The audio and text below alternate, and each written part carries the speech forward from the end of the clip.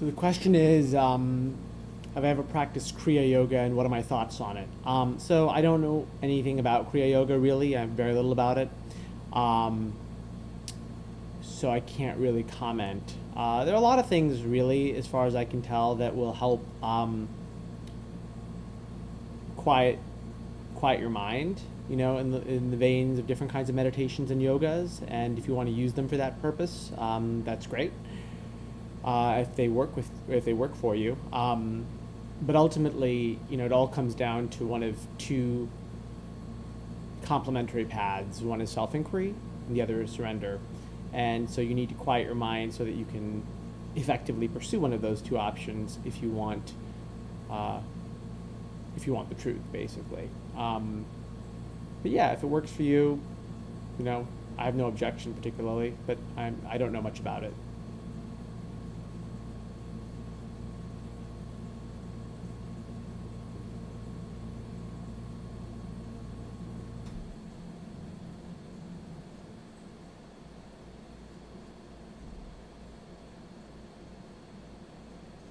Sorry.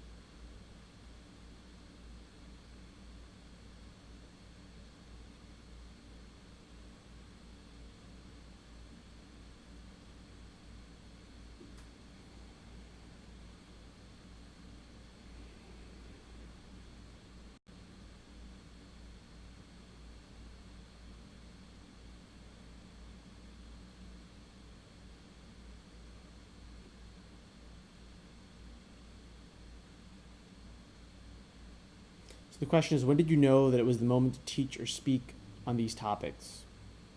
Um,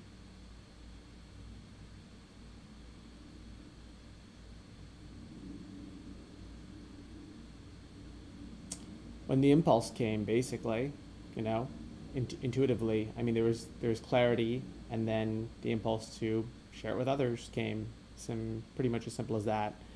Um, yeah, at a certain point when there was clarity, shortly after that.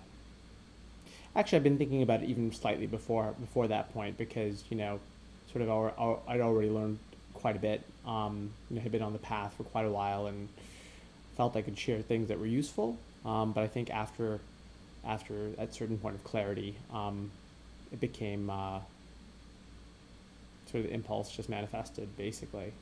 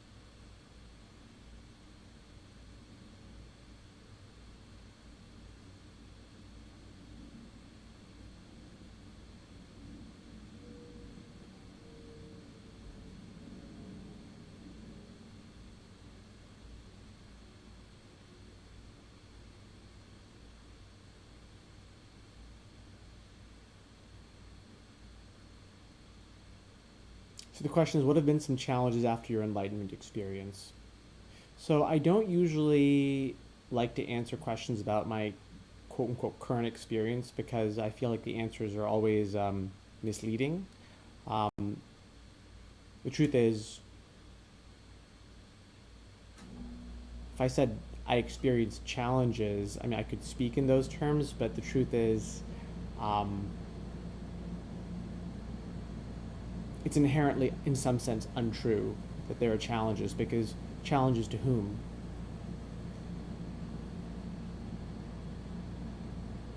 Who's experiencing those challenges? And the answer to that question is only silence. So the notion of challenges and someone who they're challenging and a quote unquote after enlightenment, that very idea of what's after enlightenment, all of these are misleading. They're all uh, ways of thinking that are derived from fundamentally a sense of separation.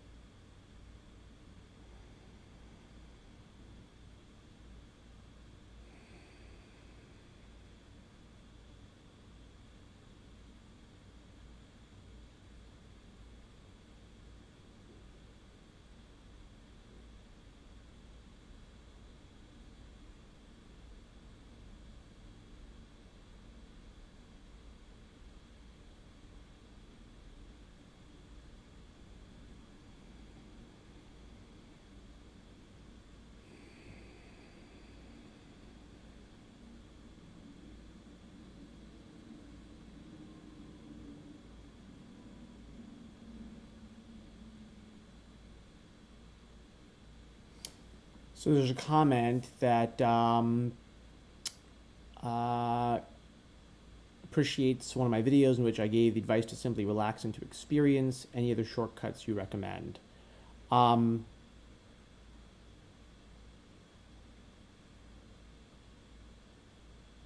yeah, I mean, surrender, which is, a variant of that simply relaxing into experience, is the shortest shortcut there is. What is surrender? It means just, it is total relaxation of the mind, precisely.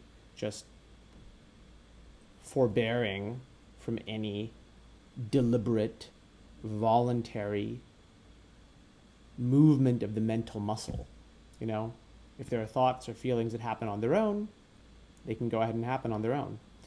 But you're just going to totally relax. It doesn't get any shorter than that, really, because it's immediate.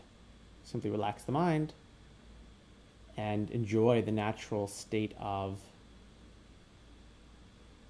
simply being, so to say. I mean, there's, no other word. It's not a perfect word for it, but, it's as close as it gets.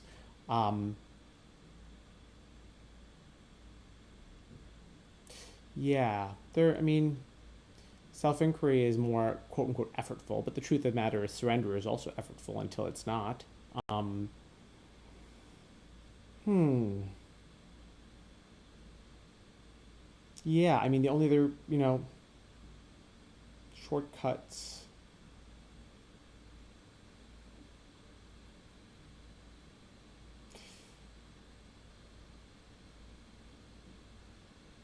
If you can just recognize that you're already there and stop worrying.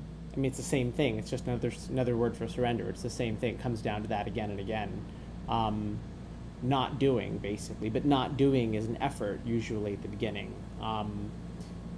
That doesn't mean that it's not a shortcut. It is a shortcut, but it's not necessarily a shortcut that most people are prepared or willing to take. That's what it is. So yeah, I can't think of any other shortcuts per se, since that is already getting you to the truth. There's no, as I said, no shorter shortcut than that. Um, I can't think of anything else.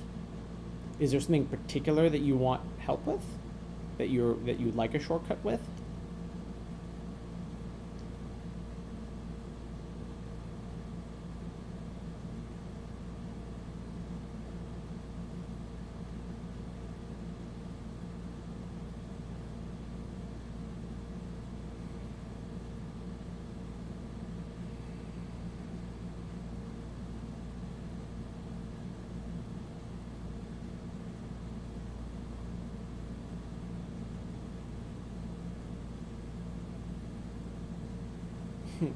Money, perhaps.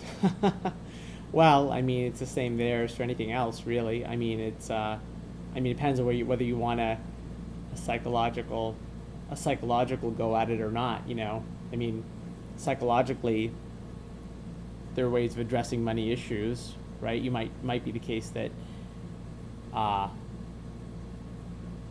money is an issue because of psychological unconscious conflicts you have about it, right? Which is why I'm constantly recommending psychoanalysis. Um, yeah, other than that, I know you're just kidding, but I just wanted to address it as if it were serious because, there is an element of that to the seeker. This is why also I have to say, traditionally it was recommended, that people who um, were so inclined would go into monastic or ashram situations, right? Because going into those kind of situations, leaving the normal material life helps you deal with all the money issues, basically, right? If you have all that taken care of for you, basically, right? That's, of course, involves its own set of sacrifices, and it's not necessarily easy and effortless. It has its own issues, but that is one of the reasons why people would do that. We go to monasteries and ashrams, precisely because they would no longer have to deal with money issues. That's a big part of it anyway.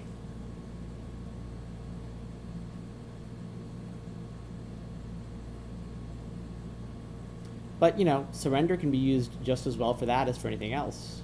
You know, Money is a thought. If you drop the mind into total voluntary silence, who's there to worry about money? I mean, all the problems are solved once the one who thinks that he or she is doing is quieted. You know, the running narrative of problems is only an issue if you're participating in it, basically. So, dropping the mind into that sort of crevice of total relaxation or silence, all the problems are eliminated at one stroke, basically.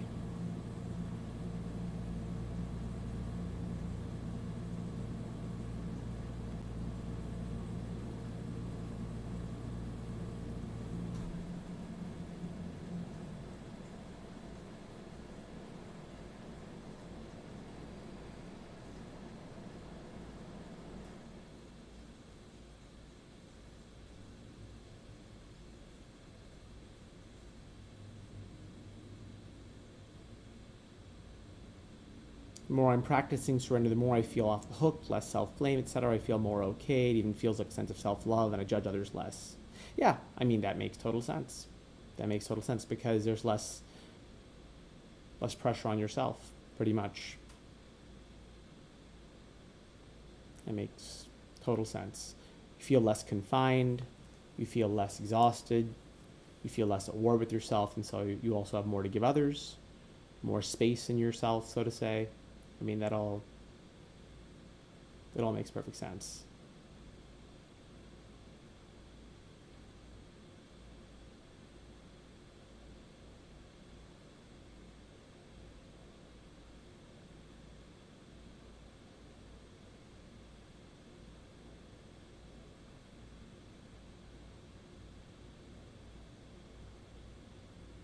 And it's just the answer to every single problem, right? That's what sort of is baffling and difficult to believe, right? That for every problem, the answer is simply surrender. There's no need to voluntarily think a single thought.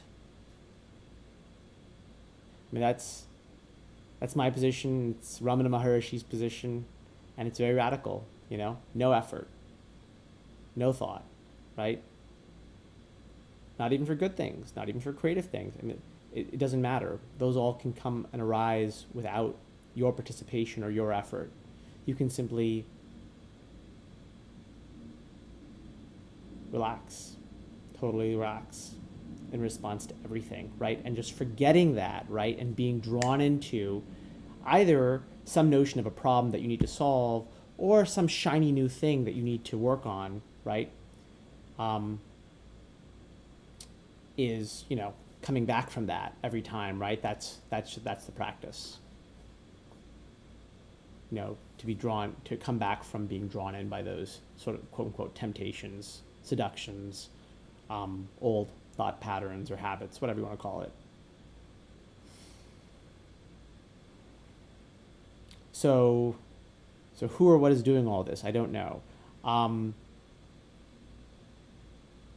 Exactly. That's right. It doesn't matter. See, staying in that position of total relaxation, there's no one to even ask that question. There's no one to ask that question. There's no one to answer it. That question arises when it's given importance, essentially, when it's sort of quote unquote identified with, right? I mean, this is a sort of mysterious aspect of all this, right? That in that total silence, there's no one to say that things are happening. There's no one to say that things are being done, right? So if there's no one to say that things are being done, and if there's no one to acknowledge the events that are happening, then you don't have all the questions about who's doing them, how are they being done, where are events coming from, cause and effect. All the philosophical questions arise from that, right? Even when those questions arise, they are in effect not arising because someone, i.e. you, when the mind deviates from that relaxation, which it actually cannot ever deviate, but it's another thing. But only when it appears to deviate from that relaxation can it even acknowledge that those questions are even asked, right? So this is the sort of deep mystery of things, right? When the mind is in that silence, even the questions that are asked are not questions that are asked, because in order for something to be something, the mind must leave the place of silence and acknowledge it to be that, right? It has to say, yes, I name you. I accept you as that. If the mind stays in its place of silence, the whole parade of happenings is not acknowledged to be anything. And therefore, nothing can be or need be said about it. It can't even be called a parade of happenings. Even that much can't be said. Even to say that would require the mind leaving that space of silence.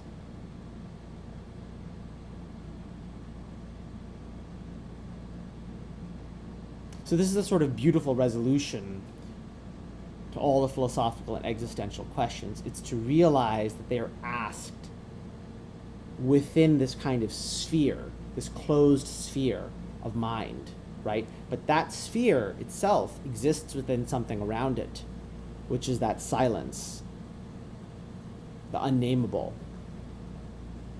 So simply relaxing into that unnameable, the sort of noise within the sphere is itself just a kind of modification of silence, you know?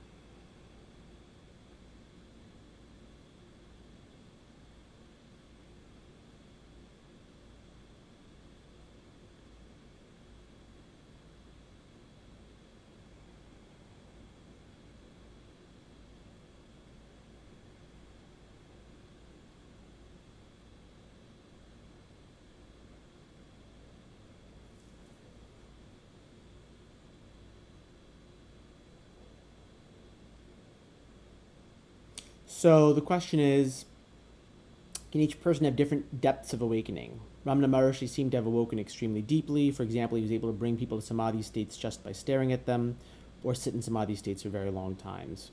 So the truth is, awakening and enlightenment is one. It's actually not even one, really. Advaita means not two, rather than one. Enlightenment is one. Truth is one, if it's anything at all. What there might be is different states of, purity of mind, which doesn't really technically have to do with enlightenment per se. And these different states of purity of mind might also be connected with certain effectively supernatural powers, essentially, like being able to induce samadhi states in others just by staring at them, which is essentially what I view Maharishi's power as.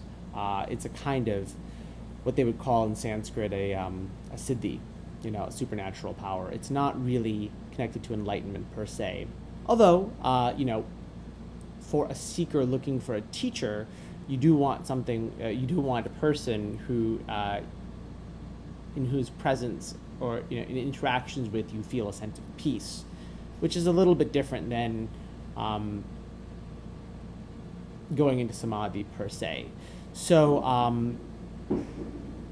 I would basically say that my stance on it is that awakening is singular. Different sages or different enlightened people, though there are really no such things as enlightened people. There's only enlightenment, really. But if you want to say that there are enlightened people, their minds have different qualities and characteristics, different levels of purity and different levels of access to various capabilities, right? Just like a scientist, right? A scientist who becomes quote-unquote enlightened, that might manifest in terms of their scientific creativity a certain way, whereas, someone who's in a forest monk, going that way, their temperament and their prior background will lead to a different kind of manifestation. Ramana Maharishi himself said, that essentially enlightenment is one, that these ideas of gradations, degrees of enlightenment or awakening and things like that are just said to satisfy people's desire to speculate, essentially, but they are not essentially truth. Same thing with the ability to sit in samadhi for many hours at a time, like Maharishi did.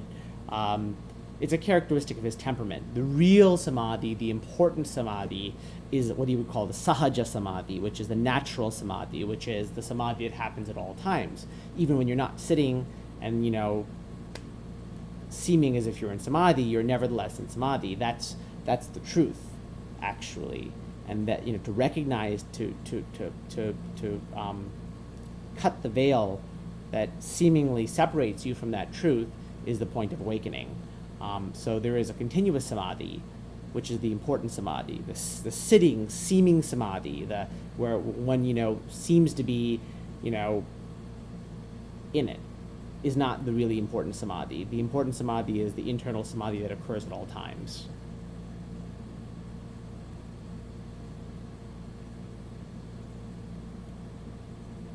Did that answer your question?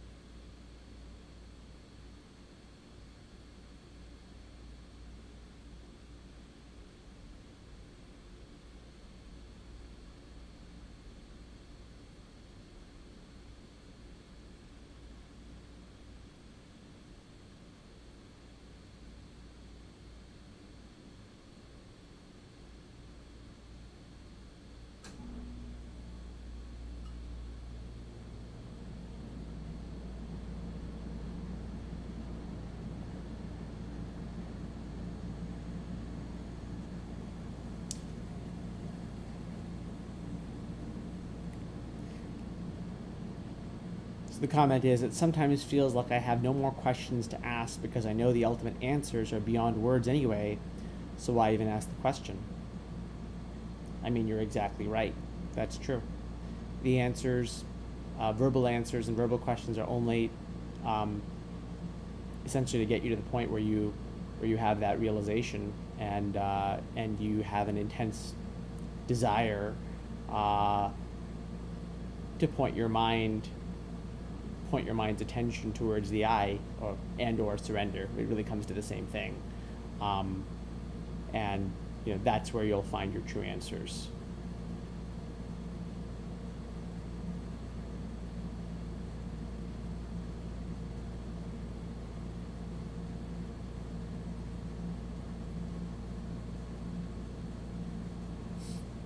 In other words, I know what I'm seeking isn't really in the realm of discursive thought, so why even go there? Yeah, I mean, it's true. I mean, there's no reason to go there to the realm of discursive thought if you're at the point where uh, you're happy that with that set of answers, happy enough to look within non-verbally, basically. Um, yeah, then there's a point at which you no longer need the words, right? The words are a bridge to get people to a certain place, but eventually they run out in terms of their importance, and then they're and then and then all they can do is sort of point beyond themselves, essentially. So once you're at that point where you know you you're looking for that, look for that. That's exactly right.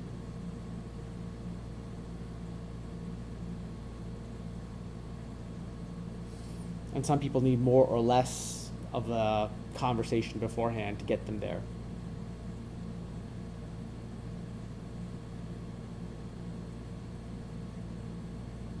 But that, in a way, is the beauty of all this, right? I mean, if it were about more and more words, it would be endless, right? The point is to get to this. The point is utter simplicity. The point is effortlessness, right? So you're quite right. Words aren't going to get you all the way there.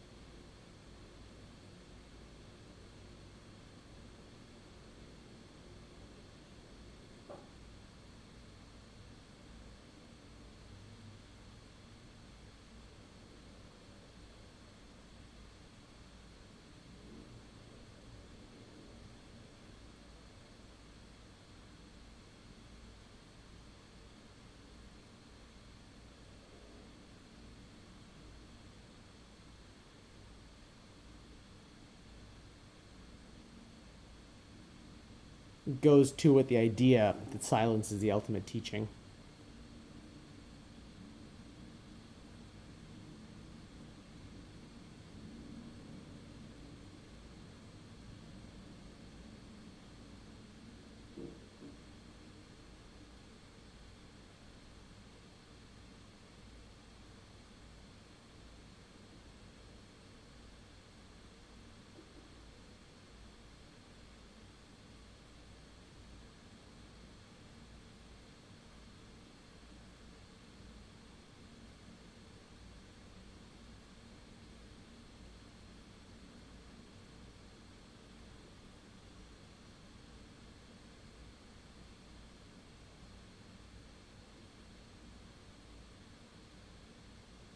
I would like to thank you for recommending psychoanalysis as a tool to help seekers understand themselves before pursuing enlightenment work. It helped me to understand hidden aspects of myself. Wonderful. I'm so glad to hear it. Yes, very, very useful tool. Um, that's right. And a lot of the times, the reasons that we can't pursue spiritual work clearly is because we have not uncovered those hidden aspects of ourself. Not that every stone has to be turned necessarily, but there are a lot of times unconscious conflicts that keep us stuck essentially. So I'm very glad to hear it.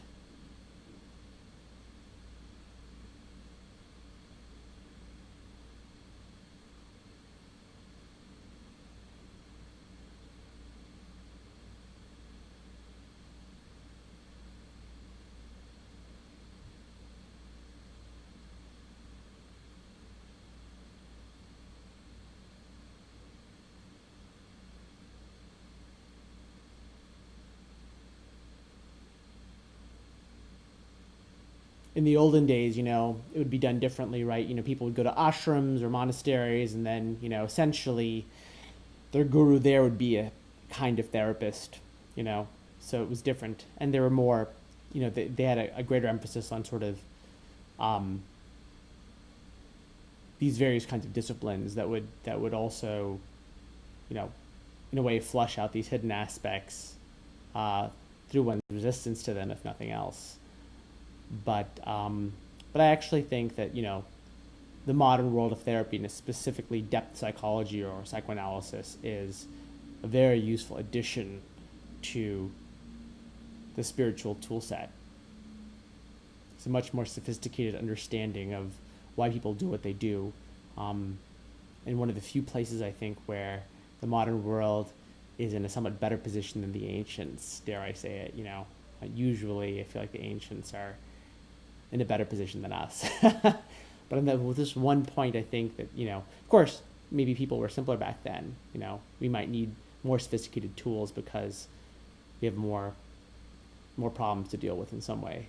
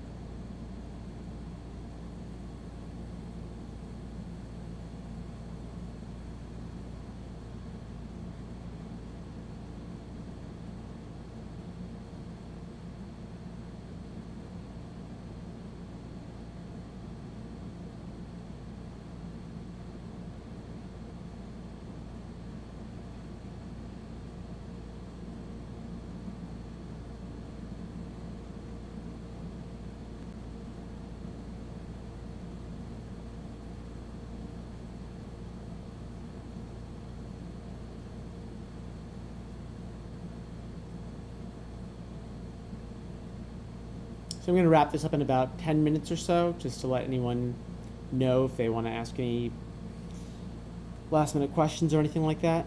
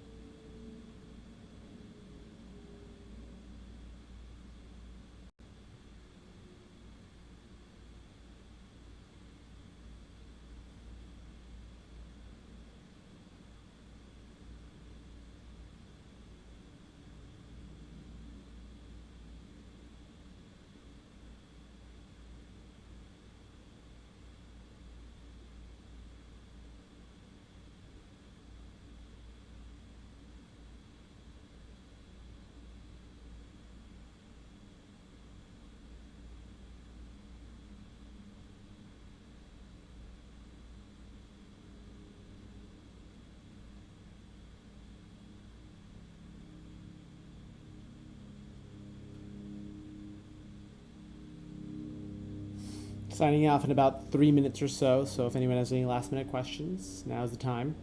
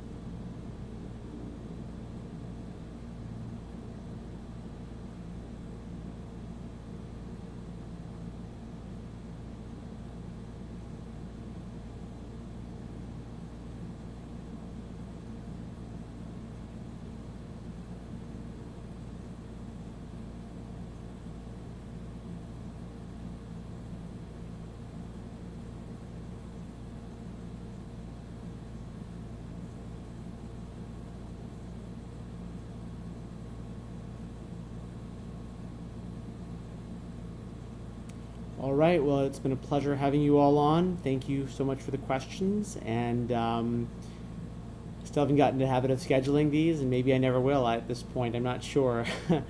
But I'm sure I will be on again soon. And I hope you all have a wonderful rest of your day.